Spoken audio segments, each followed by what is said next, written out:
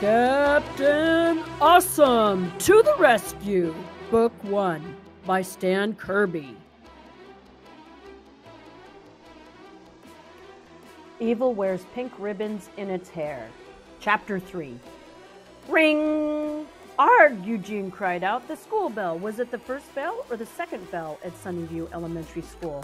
Was he on time or later than late? Being late was bad, but being later than late on the first day at a new school was the worst. Like green bean ice cream covered in broccoli mush sauce, worse. That's pretty bad. And just as yucky, Eugene cracked open the door to the school hallway.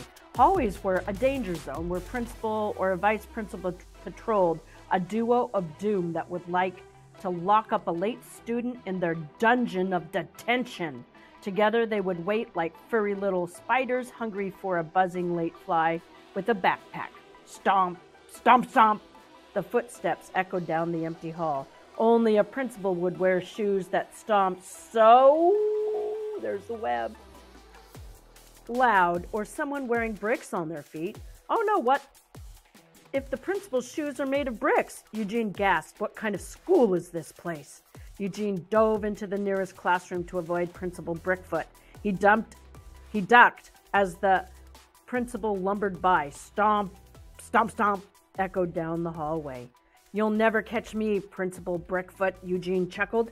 Can I help you? A voice behind him asked. Eugene spun from the door and faced a teacher. No, he stammered. I was just hiding from Principal Brickfoot.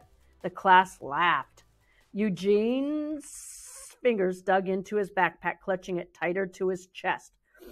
I'll bet you're Eugene McGillicuddy, said Mrs. Beasley, the teacher said. Eugene gasped. How could she know that? And then he realized the worst is awful as truth. She can read minds. Eugene grabbed his head to stop her from sucking more thoughts from his brain. Right there.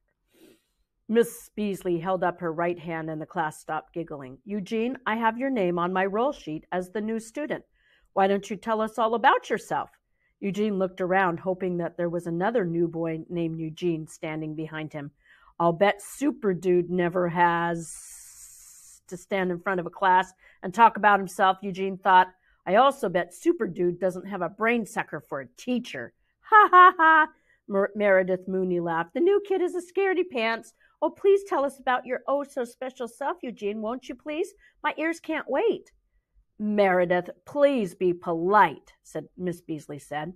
Eugene guessed that Meredith's mother must have tied the pink ribbons in her hair too tight. That would explain a lot about how she was acting. We are all waiting, Eugene, Miss Beasley reminded. Then Eugene realized something more awful than a babysitter with bad breath. The teacher and Meredith were working together, like Super Dude always said. Oh, no. Miss Beasley had to be Miss Beastly, yet another villain destined to do really bad stuff to the mighty Captain Awesome and the universe, like give me really hard homework, Eugene realized, every night, just for fun. Look at her over here.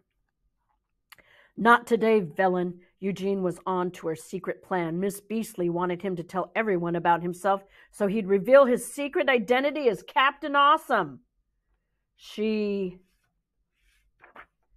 was using her evil sidekick, Little Miss Stinky Pinky, to tease him into doing it. Looks like it was time to send evil to bed without its dessert.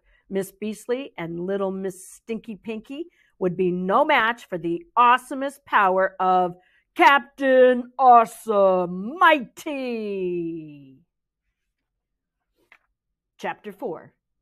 Introducing Turbo by Eugene. Eugene's second day at school was much like his first, a ringing bell and a narrow escape from Principal Brickfoot.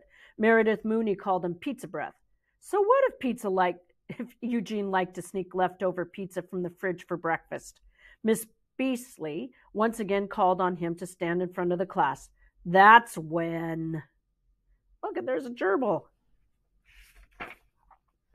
Things got weirder than a frog with 3 eyes and a purple cowboy hat.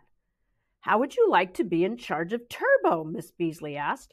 What was this Operation Turbo? Some kind of supervillain trap? Was Eugene being called on to save the school, to turn up the air conditioning, to find out what was being served for lunch today? That was easy. Something gross. Turbo, Eugene said. What's a turbo? Turbo is our class pet. He's a hamster. Miss Beasley pointed to a cage in the back of the room. A little brown and white hamster was happily spinning on a squeaky metal exercise wheel. There he is. Turbo. Eugene paused. Definitely a trap. He? What? Turbo? I'm supposed to take care of Turbo? Meredith whined, clearly unhappy with Miss Beasley's choice. My, me, mine. Meredith. I'll do it, Eugene blurted, even if it was a trap. If it made Meredith unhappy, Eugene was ready to go. Eugene's heart soared like Super Dude after the time he put Commander Barfface in space jail in issue number 34.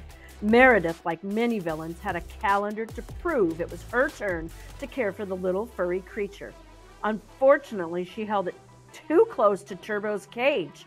The roly-poly hamster grabbed her calendar in his paws and started chomping. So fast that Eugene understood why he was called Turbo. Turbo stopped chewing and looked up at Eugene. Did the hamster just smile? I really like this hamster, Eugene said. He was also starting to think maybe, just maybe, Miss Beasley wasn't so bad after all. And there's Turbo. Chapter 5. We'll have to read about this next time. It's called Lunchtime Surprise.